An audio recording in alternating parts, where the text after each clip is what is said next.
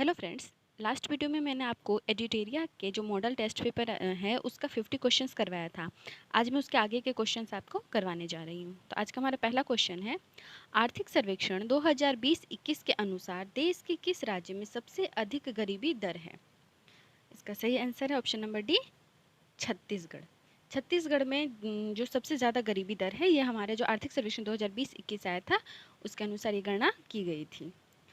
हमारा दूसरा क्वेश्चन है, निम्नलिखित में से कौन सी एक उष्णकटिबंधीय सवाना प्रदेश की जलवायु की मुख्य विशेषता है? तो इसका सही आंसर है ऑप्शन नंबर सी, अत्यंत अल्पकालीन शुष्क ऋतु। उष्णकटिबंधीय सवाना प्रकार की जलवायु में वर्षा मुख्यतः ग्रीष्म काल में अल्प मात्रा में होती है तथा तापमान वर्ष भर अधिक बना रहता है। तो इसका सही आंसर ऑप्शन नंबर सी, अत्यंत अल्पकालीन शुष्क ऋतु। ठीक है, नेक्स्ट क्वेश्चन है, निम्नलिखित में से किस राज्य की सीमा बांग्लादेश से नहीं मिलती है? तो इसका सही answer option number C, Manipur. Bangladesh की सीमा को स्पर्श करने वाले जो राज्य हैं वो है मिजोरम, त्रिपुरा, असम, मेघालय और पश्चिम बंगाल। और बांग्लादेश के साथ भारत की कुल 40-96 किलोमीटर लंबी सीमा रेखा है। मणिपुर जो है वो बांग्लादेश के साथ सीमा साझा नहीं करती है। नेक्स्ट क्वेश्चन है हमारा, निम्नलिखित पर विचार कीजिए। पहला है गर्म और शुष्क जलवायु, दूसरा है हल्की और गीली सर्दी, तीसरा है सदाबहार ओक के पेड़।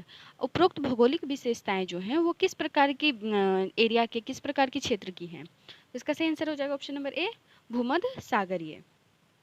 ये सारी जो विशेषताएं जैसे गर्म और शुष्क जलवायु, हल्की और गीली सर्दी, सदाबहार ओक के पेड़, ये सब जो है भूमध्य सागरीय जलवायु में पाए जाते हैं। नेक्स्ट क्वेश्चन है हमारा, निम्नलिखित में से कौन एक सही सुमेलित नहीं है? इसमें हमें सारे ऑप्शंस पढ़ने होंगे। पहला है बाड़ालाचा, जिसका है हिमाचल प्रदेश, सही है ये। सिप्लिका, इसका भी हिमाचल प्रदेश, ये भी हिमाचल प्रदेश में है। बारालाचा, सिप्लिका दोनों ही हिमाचल प्रदेश में है। तीसरा है यहाँ पे माना दर्रा, तो माना दर्रा के लिए यहाँ पे सिक्किम दिया हुआ, तो ये गलत है। माना दर्रा जो है वो उत्तराखंड में है। और ऑप्शन नंबर डी सही है हमारा, जलेपला, जलेपला में हो जाएगा सिक्किम। तो इसका सही आंसर हो गया ऑप्शन नंबर सी, माना दर्रा, जो कि सिक्किम में नहीं उत्तराखंड में है। नेक्स्ट क्वेश्चन है, नामचा वर्मा हिमालय के किस श्रेणी में स्थित है?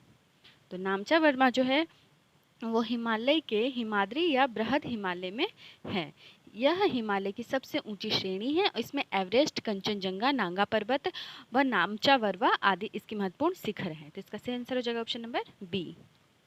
नेक्स्ट क्वेश्चन है, पटना के समीप गंगा नदी में किस दिशा से आकर गंडक मिलती है? तो गंडक नदी हुआ, घाघरा, फिर कोसी, ये सब जो है ये उत्तर भारत की नदियां हैं जो उत्तर की दिशा से बहती हुई और दक्षिण बिहार की ओर आती हैं। तो इसका सही आंसर हो जाएगा ऑप्शन नंबर सी, उत्तर की ओर से आकर गंडक नदी गंगा नदी में मिलती है। नेक्स्ट क्वेश्चन है, नदियों की विसर्ग वाहिका जो गौरुख झील के रूप में पाई जाती है वो क्या कहलाती है? तो जो नदियों की विसर्ग वाहिकाएं होती हैं जो गौरुख झील के रूप में पाई जाती हैं उन्हें हम मन कहते हैं। तो इसका सही आंसर हो जाएगा ऑप्शन नंबर सी, मन। और नेक्स्ट क्वेश्चन है, बिहार में टाल क्षेत्र का विस्तार कहाँ से कहाँ तक है? तो टाल क्षेत्र का जो विस्तार है वो पटना से मोकामा तक है। तो प्राकृतिक तटबंध की रुकावट के कारण दक्षिण की ओर से आने वाली नदियां गंगा में समानांतर पूर्व की ओर से बहती है और गंगा में मिल जाती है। बरसात के मौसम में इन सभी नदियों का जल बख्तियारपुर के क्विल तक तटबंध रेखा के दक्षिण स्थित निम्न भूमि पर फैला हुआ है। तो इसका सही आंसर हो जाएगा पटना से मोकामा तक, ये जो है हमारे ये टाल क्षेत्र कहलाते हैं। ठीक है, और नेक्स्ट क्वेश्चन है, चंदन का मैदान बिहार के किस भाग में स्थित है? इसका सही आंसर हो जाएगा ऑप्शन नंबर बी, दक्षिण पूर्व बिहार में। चंदन का जो मैदान है वो दक्षिण पूर्व बिहार में स्थित है। नेक्स्ट क्वेश्चन है, मरुद्यान किसे कहते हैं?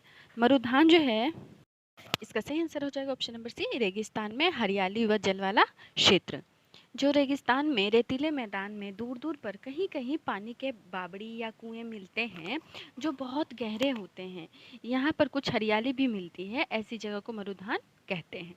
नेक्स्ट क्वेश्चन है, दामोदर घाटी निगम की स्थापना कब हुई थी? तो इसका सही आंसर ऑप्शन नंबर सी, 7 जुलाई 1948 को। 7 जुलाई 1948 को दामोदर घाटी निगम की स्थापना हुई थी और ये दामोदर घाटी अधिनियम 1948 की धारा 12 के तहत वर्ष 1948 में किया गया था। नेक्स्ट क्वेश्चन है हमारा, निम्नलिखित घास के मैदानों में कौन सही सुमेलित है? इसका सही आंसर है option number C, Llanos Venezuela. Llanos जो है वो वेनेजुएला में है और लानोस का विस्तार वेनेजुएला में है, जबकि कैंपास जो है वो दक्षिण ब्राज़ील में है। और यहाँ पे हमारे ऑप्शन में है कंपोज उत्तरी ब्राज़ील में, जबकि ये दक्षिणी ब्राज़ील में है। नेक्स्ट क्वेश्चन है, हेलेस्की किस यूरोपीय देश की राजधानी है? तो इसका सही आंसर है ऑप्शन नंबर बी, फिनलैंड। हेलेस्की जो है वो फिनलैंड की राजधानी है। नेक्स्ट क्वेश्चन है, निम्न में से कौन ठंडी जलधारा नहीं है? तो ठंडी जलधारा कौन सी नहीं है? इसका हो जाएगा option number D, Agulhas. Agulhas धारा दक्षिण हिंद महासागर में प्रवाहित होने वाली गर्म जलधारा है। यह विश्व की पश्चिमी सीमा धाराओं में सबसे बड़ी धारा है। यह अफ्रीका की पूर्वी तटीय सीमा से 27 डिग्री दक्षिण में 40 डिग्री दक्षिण तक बहती है। नेक्स्ट क्वेश्चन है हमारा,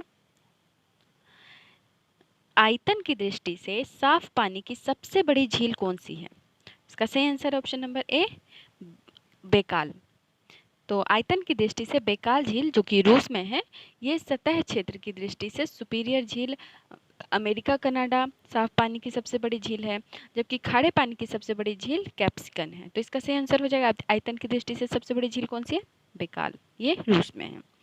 नेक्स्ट क्वेश्चन है, टोरेस जल डमरू किन दो द्वीपों के मध्य स्थित है? तो टोरेस जल डमरू जो है ये ऑस्ट्रेलिया एवं पापुआ न्यू गिनी के बीच स्थित है। तो इसका सही आंसर हो जाएगा ऑप्शन नंबर ए, ऑस्ट्रेलिया एवं Papua New Guinea. Next question है, वर्तमान में हीरे का सर्वाधिक उत्पादक किस देश में किया जाता है? तो हीरे का जो भी सबसे ज़्यादा उत्पादन किया जाता है वो किया जाता है रूस में। हीरे का सर्वाधिक भंडार रूस में है और दूसरे स्थान पर बोत्सवाना है। नेक्स्ट क्वेश्चन है, किसी भी देश के घरेलू सीमा में निम्नलिखित में से किसको शामिल नहीं किया जाता है? तो जो घरेलू सीमा होती है हमारी वो कहलाती है जिसमें हमारी कानून व्यवस्था जो है उसे हम लागू कर सकते हैं, उसे हम अपनी राजनीतिक सीमा में, उसे हम अपनी घरेलू सीमा में कहते हैं और ये राजनीतिक सीमा से बड़ी होती है। तो इसका सही आंसर हो जाएगा ऑप्शन नंबर डी, यानी देश में स्थित अंतर्राष्ट्रीय संस्थानों के कार्यालय, ये हमारे घरेलू सीमा में नहीं है। क्यों? क्योंकि यहाँ हमारे कानून नहीं चलेंगे। यहाँ पे जिस देश का वो संस्थान जो है वो अंतर्राष्ट्रीय संस्थान जो कार्य कर रहा है उस देश के कानून चलेंगे। घरेलू सीमा वो होती है जहाँ हमारे देश का कानून चलता है। तो इसमें सही आंसर जो हो जाएगा वो हो जाएगा ऑप्शन नंबर डी, देश में स्थित अंतर्राष्ट्रीय संस्थानों के कार्यालय। नेक्स्ट क्वेश्चन है, दिसंबर 2020 में जारी भारत में तेंदुओं की स्थिति 2018 रिपोर्ट के अनुसार भारत के किस राज्य में तेंदुओं की संख्या सर्वाधिक है? इसका सही आंसर हो जाएगा option number D, Madhya Pradesh. Bharat में तेंदुओं की स्थिति 2018 रिपोर्ट केंद्रीय वन, पर्यावरण एवं जलवायु परिवर्तन मंत्रालय द्वारा दिसंबर 2020 में जारी की गई थी। इस रिपोर्ट के अनुसार भारत में कुल 12,852 तेंदुए हैं, 12,852 तेंदुए हैं और मध्य प्रदेश में सर्वाधिक 3,421 तेंदुए हैं। सेकंड नंबर पर कर्नाटक, महाराष्ट्र, तमिलनाडु, ये दूसरे नंबर पर है कर्नाटक, तीसरे पे है महाराष्ट्र और चौथे पे है तमिलनाडु। नेक्स्ट क्वेश्चन है, भारत के किस शहर में एशिया का सबसे पहला राष्ट्रीय डॉल्फिन अनुसंधान केंद्र स्थापित किया जा रहा है? इसका सही आंसर हो जाएगा ऑप्शन नंबर बी, पटना। तो भारत और एशिया का पहला डॉल्फिन अनुसंधान केंद्र जो है वो बिहार की राजधानी है पटना, वहाँ पर पटना विश्वविद्यालय का जो परिसर है उसमें किया गया है स्थापना। नेक्स्ट क्वेश्चन है, संस्कृति मंत्रालय ने हर साल सुभाष चंद्र बोस की जयंती को किस दिवस के रूप में मनाने की घोषणा की है? इसका सही आंसर हो जाएगा ऑप्शन नंबर डी, पराक्रम दिवस। और सुभाष चंद्र बोस की जो जयंती होती है वो 23 जनवरी को मनाई जाती है। तो 23 जनवरी 2021 को सरकार ने ऐसा घोषणा किया है कि अब हम हर साल 23 जनवरी के दिन को, उनके जन्मदिन को हम पराक्रम दिवस के रूप में मनाएंगे। तो इसका सही आंसर हो जाएगा ऑप्शन नंबर डी, पराक्रम दिवस। नेक्स्ट क्वेश्चन है, यूएन रिपोर्ट 2021 के अनुसार विश्व के विभिन्न देशों में रह रहे प्रवासी भारतीयों की संख्या किस देश में सर्वाधिक है? यानी कौन सा ऐसा देश है जहाँ पे सबसे ज़्यादा भारतीय प्रवासी रहते हैं, चाहे वो जॉब के रिलेटेड हो, एजुकेशन के रिलेटेड हो, लेकिन वो रहते हैं सबसे ज़्यादा। तो इसका सही आंसर हो जाएगा ऑप्शन नंबर सी, संयुक्त अरब अमीरात। नेक्स्ट क्वेश्चन है, एलन मस्क के द्वारा स्थापित कंपनी स्पेस एक्स ने कितने उपग्रहों का एक साथ प्रक्षेपण कर नया कीर्तिमान स्थापित किया है? तो इसका सही आंसर हो जाएगा ऑप्शन नंबर डी, 143। 24 जनवरी 2021 को स्पेस एक्स के फॉल्कन 9 रॉकेट द्वारा प्रक्षेपित किया गया 143 उपग्रहों में से 133 जो थी वाणिज्यिक यानी सरकारी एवं 10 स्पेस एक्स के स्वयं के उपग्रह थे। नेक्स्ट क्वेश्चन है, व्यक्तिगत रूप से लगातार 2 ओलंपिक खेलों में पदक जीतने वाली भारत की पहली महिला खिलाड़ी हाल ही में कौन बन गई है? इसका सही आंसर है option number B, PV Sindhu. 26 वर्ष की पीवी सिंधु लगातार 2 व्यक्तिगत ओलंपिक पदक जीतने वाली दूसरी भारतीय और देश की पहली महिला खिलाड़ी बनी थी। रियो 2016 में रजत पदक के बाद उन्होंने टोक्यो 2020 खेल में कांस्य पदक जीता। नेक्स्ट क्वेश्चन है, नीति आयोग के दूसरे इनोवेशन इंडेक्स यानी नवाचार सूचकांक 2020 में बड़े राज्यों की श्रेणी में पहला स्थान किस राज्य को प्राप्त हुआ है? तो इनोवेशन इंडेक्स जो है इसमें पहला स्थान प्राप्त हुआ है ऑप्शन नंबर बी, कर्नाटक को। ठीक है, नेक्स्ट क्वेश्चन है, ई इपिक का विस्तारित नाम क्या है, यानी इसका फुल फॉर्म क्या है? ई इपिक जो है इसका फुल फॉर्म हो जाएगा electronic electoral photo identity card, option number B. Next question है, 16वीं रेजिमेंट के commanding officer colonel Shri Santosh Babu को मरणोपरांत किस सैन्य सम्मान से सम्मानित किया गया? तो इसका सही answer option number D, Mahavir चक्र। श्री संतोष बाबू को मरणोपरांत महावीर चक्र से सम्मानित किया गया। संतोष बाबू जून 2020 में लद्दाख के गलवान घाटी में चीनी सैनिक से बहादुरी से लड़ते हुए शहीद हो गए थे। नेक्स्ट क्वेश्चन है, the lover boy of Bahawalpur ये पुस्तक किसने लिखी है? इसका सही answer option number B, Rahul Pandita. The lover boy of Bahawalpur पुस्तक जो है वो राहुल पांडिता द्वारा लिखी गई है। यह पुस्तक जो पुलवामा आतंकवादी हमले पर आधारित है। नेक्स्ट क्वेश्चन है हमारा, हाल ही में भारत के 48वें मुख्य न्यायाधीश कौन बने हैं? इसका सही आंसर है option number C, NB. Ramanna. ठीक, 48वें मुख्य न्यायाधीश के रूप में एन.बी. रमन्ना ने 24 अप्रैल 2021 को शपथ ग्रहण किया। इनसे पूर्व मुख्य न्यायाधीश अरविंद बोबड़े थे और एन.बी. रमन्ना के मुख्य न्यायाधीश के रूप में कार्यकाल 24 अप्रैल 2021 से 26 अगस्त 2022 तक रहेगा। नेक्स्ट क्वेश्चन हमारा, 66वें फिल्म फेयर पुरस्कार 2021 के सर्वश्रेष्ठ फिल्म का पुरस्कार किस फिल्म को मिला है? तो जो 66वां था ये मिला है थप्पड़ को। तो 66वें फिल्म फेयर पुरस्कार मिला है 2021 में थप्पड़ को और सर्वश्रेष्ठ फिल्म थप्पड़ और इसके निर्देशक थे अनुभव सिन्हा। नेक्स्ट क्वेश्चन है, अमृत महोत्सव के संदर्भ में निम्नलिखित कथनों पर विचार कर और असत्य कथन का चयन करें, यानी इसमें हमें गलत बताना कि गलत कौन सा है। तो इसके लिए हमें सारे ऑप्शंस पढ़ने होंगे। पहला ऑप्शन है, यह महोत्सव स्वतंत्रता के 75 वर्ष पूर्व होने के अवसर पर मनाया जाएगा। ऑप्शन नंबर बी, इस महोत्सव का शुभारंभ प्रधानमंत्री नरेंद्र मोदी ने 12 मार्च 2021 को अहमदाबाद गुजरात के साबरमती आश्रम से किया। ऑप्शन नंबर सी, देश के 6 स्थान जम्मू, इम्फाल, पटना, भुवनेश्वर, पुणे और बेंगलुरु में वर्चुअल प्रदर्शनी का आयोजन हुआ। ऑप्शन नंबर डी, इस महोत्सव के आयोजन के लिए प्रधानमंत्री की अध्यक्षता में एक व्यापक समिति का गठन किया जिसमें देश के 259 हस्तियों को शामिल किया गया। और लास्ट ऑप्शन हमारा ई, उपयुक्त में से कोई नहीं है एक से अधिक। तो इसका सही आंसर हो जाएगा ऑप्शन नंबर ई, यानी इतने जो भी ये कथन दिए गए हैं ये सारे ही सत्य हैं। इसका सही आंसर हो जाएगा हमारा उपयुक्त में से कोई नहीं, क्योंकि हमें यहाँ असत्य बताना था, ये सारे ही सही हैं। जो हमारा आज़ादी का जो 75 वर्ष हम मनाए रहे हैं, तो इस महोत्सव में 75 वर्ष पूर्ण होने के अवसर पर मनाया जा रहा है। एक तो हमारी ये बात सही है, दूसरा नरेंद्र मोदी ने 12 मार्च 2021 को अहमदाबाद से ही स्टार्ट किया, ये भी ठीक है। तो ये सारे ऑप्शन हमारे सही हैं। नेक्स्ट क्वेश्चन है, Stockholm International Peace Research Institute यानी सिप्री द्वारा जारी वर्ष 2021 वार्षिक रिपोर्ट के अनुसार हथियारों के खरीद आयात के मामले में विश्व में भारत का कौन सा स्थान है? इसका सही आंसर हो जाएगा ऑप्शन नंबर बी, दूसरा।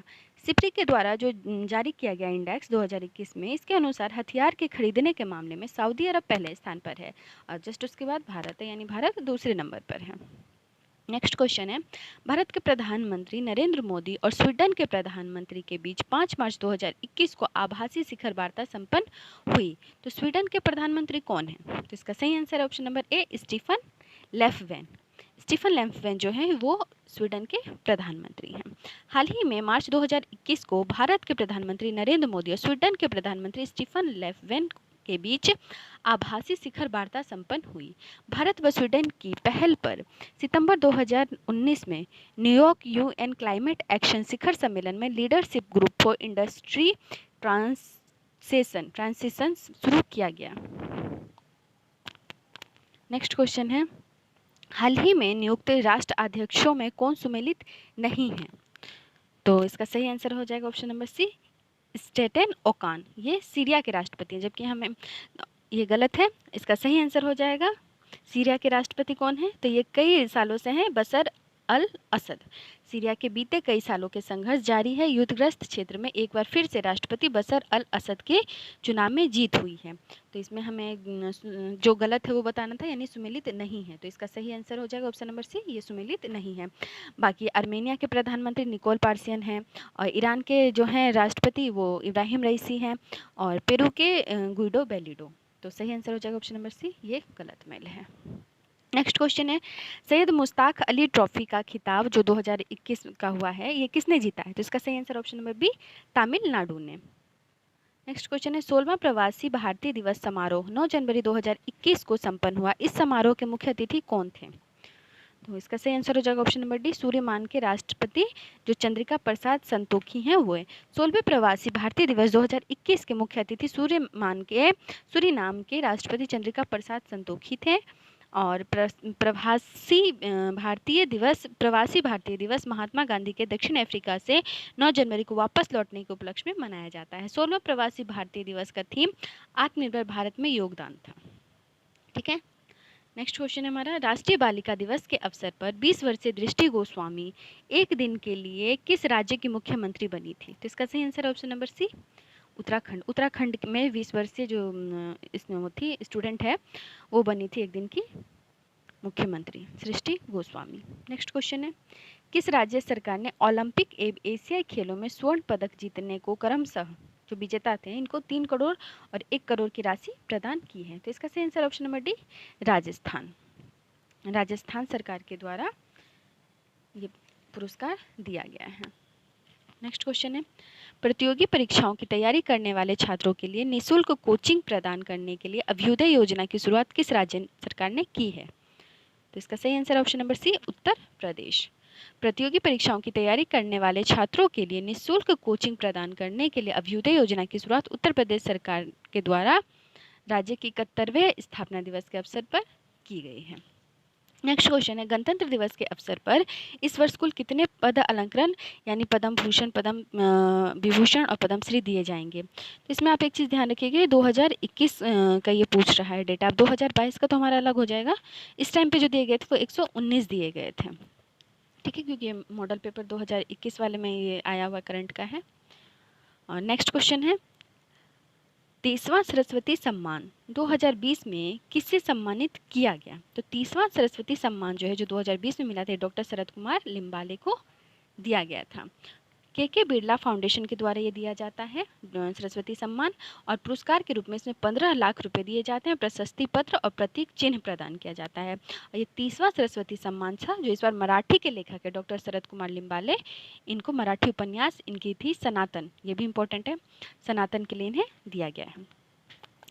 नेक्स्ट क्वेश्चन है हमारा, डेजर्ट फ्लैग 6 वायुसेना अभ्यास किस देश की मेजबानी में 3 से 27 मार्च 2021 में आयोजित किया गया है? तो इसका सही आंसर हो जाएगा ऑप्शन नंबर ए, संयुक्त अरब अमीरात। ठीक है, तो डेजर्ट फ्लैग 6 वायुसैन्य अभ्यास यूएई संयुक्त अरब अमीरात की मेजबानी में 3 से 27 मार्च 2021 को आयोजित किया गया। नेक्स्ट क्वेश्चन है, भारत वन स्थिति रिपोर्ट 2019 के अनुसार सर्वाधिक वन क्षेत्र वाले राज्यों की स्थिति को अवरोही क्रम में सजाएं, यानी बढ़ते क्रम में। तो सबसे ज़्यादा अवरोही यानी घटते क्रम में, आरोही यानी बढ़ते क्रम में। तो यहाँ अवरोही में बताना है, तो सबसे ज़्यादा जो है मध्य प्रदेश में, उसके बाद second number Arunachal Pradesh, third है छत्तीसगढ़। तो ऑप्शन नंबर डी हमारा यहाँ सही है।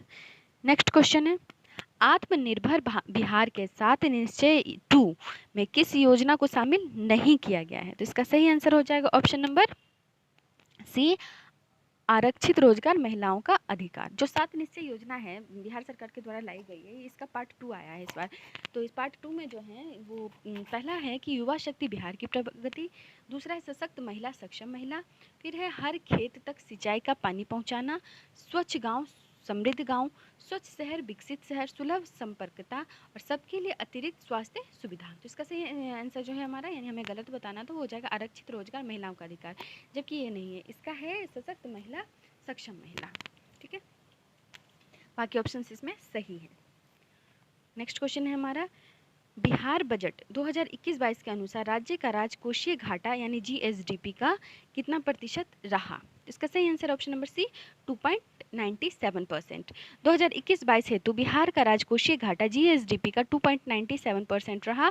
22 फरवरी 2021 को बिहार के उप मुख्यमंत्री सह वित्त मंत्री तारकिशोर प्रसाद द्वारा अपने कार्यकाल का पहला बजट पेश किया गया था।